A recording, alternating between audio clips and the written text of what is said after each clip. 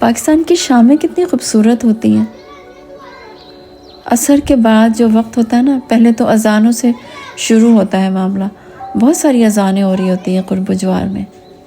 پھر وہ ختم ہوتے ہوتے پھر تھوڑا سا سناٹا ہوتا ہے، لیکن ساتھ ہی چائے کی خوشبو اور کچن میں برتنوں کی کھنکھناہٹ، گلی میں بچوں کا شور اور کھانے کی خوشبو پھیل جاتی ہے. اور یہ جو دھوپ ہے، ہلکی سی چھاؤں ہے، یہ جو ہوا ہے پیاری سی،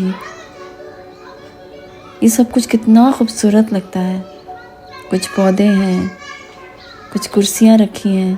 ابھی تھوڑی دیر میں یہ کرسیاں آباد ہو جائیں گی. چائے کے کپ رکھے جائیں گے یہاں میز پر، اور پھر خوش گپیاں ہوں گی. گھر کی عورتیں یہاں پر بیٹھیں گی. یہ سب کچھ کتنا خوبصورت ہے. یہاں پہ الائچی کے پودے ہیں، بینگن کے پودے ہیں، پیڑ ہیں، چھوٹے چھوٹے پودے لگائے گئے ہیں. اور یہ پیپل کا پیڑ ہے یہاں پر. اور یہاں پر یہ چڑیا کا گھر ہے، جس میں سے گھونسلہ آپ کو نظر آ رہا ہوگا، جس نے اس میں تنکے اکٹھے کیے ہوئے ہیں. اور یہ پھر پیپل کا پیڑ، بڑا پیارا لگتا ہے یہ پیڑ. اوپر پتنگیں بھی اڑ رہی ہیں.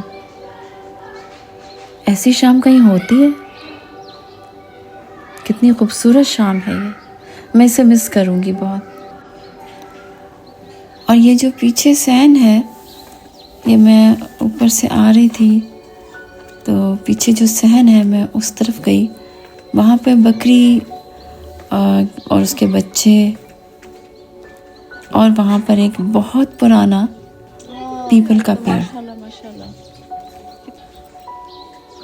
اس کی جڑیں جو ہیں وہ باہر تک آ گئی ہیں. اس کو تھوڑا سا چھٹوایا گیا ہے، تھوڑا سا کٹوایا گیا. یہ بہت پھیل گیا تھا، تو اب یہ تھوڑا سا کٹنے کے بعد بہتر ہو گیا ہے. یہ کتنا خوبصورت لگ رہا ہے یہاں پر. بہت حسین، کتنی خوبصورت شام ہے.